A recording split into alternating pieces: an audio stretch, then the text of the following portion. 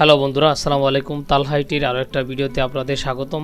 আজকের ভিডিওতে আমরা দেখানোর চেষ্টা করব গুগল শিটের যে সেকেন্ড সেশন ছিল, গুগল শিটের সেকেন্ড টিউটোরিয়ালটা। সেই টিউটোরিয়ালে আপনাকে বলা হয়েছিল যে আপনাদেরকে আমি সাবটাইটেল তারপর টাইটেল নিয়ে কথা বলবো, সেটা দেখব আমরা আজকের ভিডিওতে। চলুন কথা না বলে শুরু করা যাক। কাজটা শুরু করার জন্য আপনাকে আগের মতো কি করতে হবে, এখান থেকে নিউ ড্রাইভ থেকে নিতে পারবেন, অথবা আপনি চাইলে এখান থেকে থ্রি ডটের মতো যে রয়েছে সেখান থেকে আপনি শিট নামক যে অপশন রয়েছে সেখানে ক্লিক করে নিতে পারবেন। আমি ক্লিক না করে এখানে আমি আমার শিটটা ওপেন করে রেখে দিয়েছি আপনাদের সুবিধার্থে। এই শিটটা রয়েছে একটা ডিস্ট্রিবিউটর কোম্পানির বিভিন্ন এজেন্টের তালিকা। এটা আপনি গুগল শিটের মাধ্যমে করতে পারবেন। দেখেন এখান থেকে আপনি গুগল শিটের মাধ্যমে এভাবে কালার্স, লাইন, তারপর আপনি টেবিল সব কিছু নিতে পারবেন। তারাও আপনি বিভিন্ন অ্যাড্রেস সব কিছু এভাবে লিখতে পারবেন। সেটা দেখো আমরা আজকের ভিডিওতে। দেখেন আমরা বেশি কথা না বলে যদি শুরু করি, আমাদের এখানে রয়েছে agent, distributor reason, distributor business name, agent business name, agent business address. আমরা এগুলো এখানে যদি লেখার পরে আমাদের যে এখানে এগুলো লেখার পরে আমি যদি এগুলো একটু কপি করে নেই, আমি ঠিক কপি করার পরে এই যে আমার কলামটা রয়েছে যেটা কপি করলাম, সেটাকে কপি করার পরে আমি এখানে উপরের যে 1 নম্বর অপশন রয়েছে সেখানে আমি কন্ট্রোল ভি দিয়ে পেস্ট করলাম।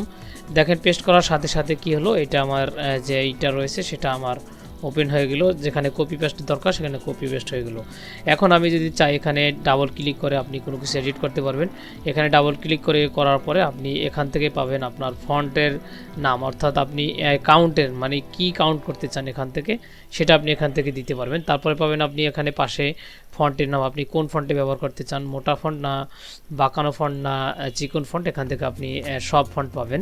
অথবা আপনি চাইলে আপনার যে ফন্টগুলো আপলোড দেওয়া থাকে সেটা আপনি দিতে পারবেন। এটা হলো ফন্টের কাজ। তারপর হলো আপনি সাইজ, অর্থাৎ আপনি কত সাইজে নিতে চান। এখানে আমি একটু বড় সাইজ নিলাম। দেখেন আমি যদি আমার এই এজেন্টের এখান থেকে আমি একটু ডিলিট করে দেই,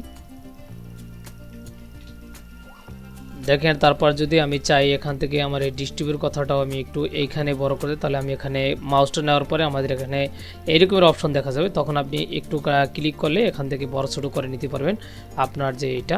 অথবা আপনি চাইলে যদি সবগুলো সিলেক্ট করে তারপর আপনি চান ফন্ট বড় করবেন বা ফন্ট চেঞ্জ করবেন, এখান থেকে আপনি ক্লিক করে আপনি এখানে ফন্ট বড় ছোটো করে নিতে পারবেন। দেখেন আমাদের এই ফন্টগুলো বড় করে নিলাম। তারপরে আপনি যদি চান এখান থেকে বোল্ড, ইটালিক সব কিছু করতে সিলেক্ট করার পরে আপনি এখানে ভিতে ক্লিক করে বোল্ড হয়ে যাবে। আর এর মতো যে ক্লিক আছে সেখানে ক্লিক করলে আপনার ইটালিক হয়ে যাবে। এখানে আমাদের ইটালিক দিলাম না। তারপরে আপনি চাইলে এখান থেকে টেক্সট কালার, অর্থাৎ আপনি আপনার লেখার কালারটা কী নিতে চান, আপনি যে কোনো ধরনের কালার নিতে চান, তখন যদি এই ব্লু নিতে চান তাহলে ব্লু নিতে পারবেন। তারপর হচ্ছে আমাদের পিছনের যে শেপগুলো রয়েছে সেখানে আপনার কি কালার নিব, যদি আপনি বিভিন্ন যে কোনো ইচ্ছা কালার নিতে চান এখান থেকে নিতে পারেন। দেখেন আমরা এখান থেকে এই শেপটা থেকে আমরা যদি চাই যে আমরা একটু ব্লু টাইপের, সাদা টাইপের অথবা সাদা টাইপের নিতে, তাহলে আমরা এই সাদা টাইপের নিতে পারলাম। এখান থেকে শিপ আপনি চেপে তারপর আপনি এখান থেকে যে আপনার ফিল কালার রয়েছে সেটা আপনি নিতে পারবেন। এটা নেওয়ার পরে আসি আমাদের যে টেবিলের যে ঘরগুলো সেগুলো আপনি সিলেক্ট করার জন্য এখান থেকে দেখেন টেবিলের বর্ডার রয়েছে, যে বর্ডারগুলো আপনি কি ধরনের বর্ডার দিতে, সবগুলো দিতে চান না একটা মাঝখানে দিতে চান, এখান থেকে আপনি সবগুলো অপশন পেয়ে যাবেন এই বর্ডারের মাধ্যমে। তারপর আসি আমাদের অ্যালাইনমেন্ট, আপনি কোন ধরনের অ্যালাইনমেন্ট করতে চান, মাঝখানে না আপনার সেন্টারে না আপনার রাইটে না লেফটে। এখান থেকে আপনি রাইট যদি সেন্টার করতে চান তাহলে এখানে আপনার যে লেখাগুলো সিলেক্ট করা রয়েছে সেগুলো সব মাঝ বরাবর চলে যাবে। কেন আমার লেখাগুলো অনেক বড় বড় তাই দেখা যাচ্ছে না। আমরা যদি একটু ছোটো করে নিই, এখান থেকে আমরা লেখাগুলো ছোট করলাম, ফন্ট সাইজ দিয়ে দিলাম আমরা 11। দেওয়ার পরে আমাদের এখানে যে লেখাগুলো রয়েছে সেটার জন্য আমরা একটু বড় বড় করে দিলাম এখানে।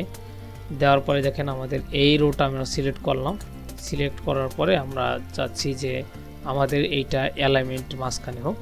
এই যে আমরা দেখেন যদি আমরা রাইট অ্যালাইনমেন্ট করলাম তাহলে রাইটে চলে আসলো, আর যদি আমরা সেন্টার করি তাহলে এটা সেন্টারে চলে যাবে। এই হচ্ছে আপনার মোটামুটি এখানে সাবটাইটেলের কাজগুলো।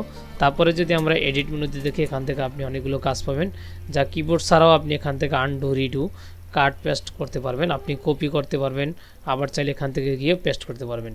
এখান থেকে যদি ধরেন আপনি একটা সেল সিলেক্ট করেন, সিলেক্ট করার পরে কপি নামক অপশন করেন, তারপরে আরেকটা সেলে গিয়ে আপনি আবার এডিট মেনুতে গিয়ে পেস্ট করেন, তাহলে আপনার সেটা এখানে পেস্ট হয়ে যাবে।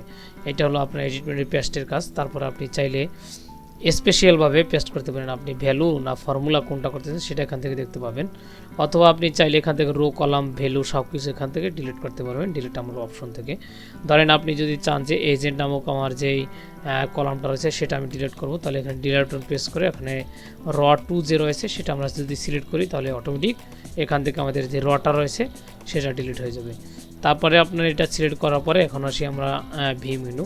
এখান থেকে আপনি কী ধরনের ভিউ চান, ফর্মুলা বার না গাইডলাইনে ফর্মুলাস, আপনি এখান থেকে বিভিন্ন ধরনের ফর্মুলা পাবেন। এখান থেকে যে ফর্মুলা বার গাইডলাইনের মাধ্যমে আমরা দেখতে চাই সেজন্য আমাদের এইটা হলে আপনাদের যে এক্সেলের মতো দেখা যাচ্ছে টেবিলের মতো, এটা ফর্মুলা বারের কথা বলা হয়েছে। তারপর আছে আমাদের ইনসার্ট মেনুতে গিয়ে আপনি এখান থেকে পাবেন, যেখান থেকে বিভিন্ন অপশন পাবেন সেই অপশনগুলো হলো আপনি চাইলে রো কলাম আরও বাড়াতে পারবেন কমাতে পারবেন।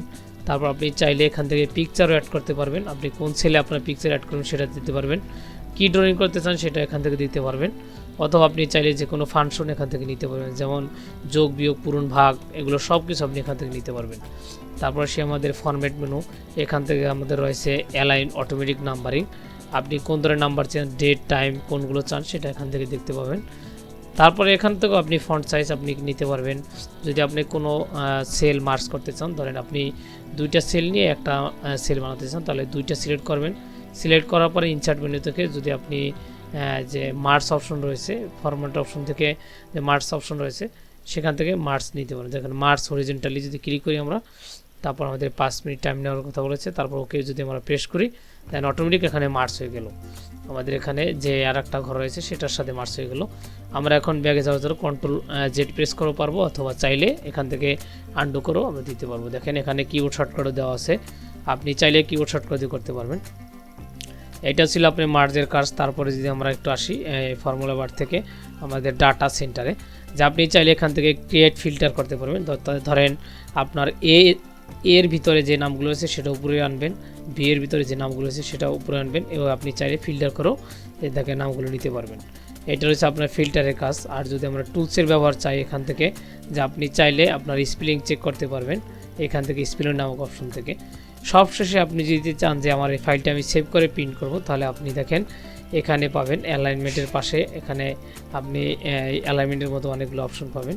তারপরে আপনি চাইলে এখানে ফাইল মেনু থেকে ডাউনলোড যে অপশন রয়েছে সেখান থেকে মাইক্রোসফট এক্সেল নামক অপশন থেকে আপনি ফাইলটা ডাউনলোড করে প্রিন্ট করতে পারবেন, অথবা চাইলে আপনি এখান থেকে পিডিএফ করে বা মেল করতে পারবেন। আর যদি আপনি এখান থেকে প্রিন্ট করতে চান তাহলে কন্ট্রোল পি, অথবা এখানে যে প্রিন্ট অপশন আছে সেখান থেকে আপনি পি দিয়ে এখানে প্রিন্টার চেঞ্জ করে আপনার পেজ সেট আপ করে এখান থেকে আপনি প্রিন্ট করতে পারবেন। এখান থেকে আপনি পুরোপুরিভাবে আপনার সাইজ মতো করে আপনি এখান থেকে প্রিন্ট করতে পারবেন। প্রিন্ট অপশনে গিয়ে আপনি সবগুলো পেপার দেখার পরে আপনার যে নেক্সট নামক অপশন আছে সেখানে যদি আপনি ক্লিক করেন তাহলে আপনাকে প্রিন্টিংয়ের যে ডাটা রয়েছে সেখানে আপনার প্রিন্টিংয়ের ডাটায় এই ফাইলটা পাঠানো হবে। হওয়ার পরে আপনার কাছে এরকমের আপনার প্রিভিউ আসবে, অর্থাৎ প্রিন্ট প্রিভিউ যে অপশনটা রয়েছে সেখান থেকে প্রিন্ট আসবে। প্রিন্ট আসার পরে আপনি এখান থেকে চাইলে আপনার প্রিন্টারটা সিলেক্ট করবেন, সিলেক্ট করার পরে লেটার বা আপনার যে পেপার সাইজ রয়েছে সেটা সিলেক্ট করবেন, সিলেক্ট করার পরে আপনি প্রিন্ট নামক অপশন থেকে প্রিন্ট করলে আপনার ফাইলটা কাঙ্ক্ষিত ফাইলটা প্রিন্ট হয়ে আসবে। আর আপনি এখানে যে ফাইলটা রয়েছে সেটা অটোমেটিক আপনার যে এই ব্রাউজারে যে ফাইলটা রয়েছে সেটা অটোমেটিক সেভ হয়ে যাবে, যে আপনার ড্রাইভে যে গুগল এক্সেলের ফাইলটা রয়েছে সে অটোমেটিক এখান থেকে দেখেন সেভিং নামক অপশন রয়েছে সেখান থেকে আপনার ড্রাইভে সেভ হয়ে যাবে। আশা করি এই অল্প সময়ের ভিডিওতে বোঝানোর চেষ্টা করেছি। যদি আরও কোনো কিছু বাকি থাকে কমেন্টের মাধ্যমে জানাতে পারেন, তার পরবর্তী ভিডিওতে অবশ্যই দেওয়ার চেষ্টা করব। ধন্যবাদ সবাইকে।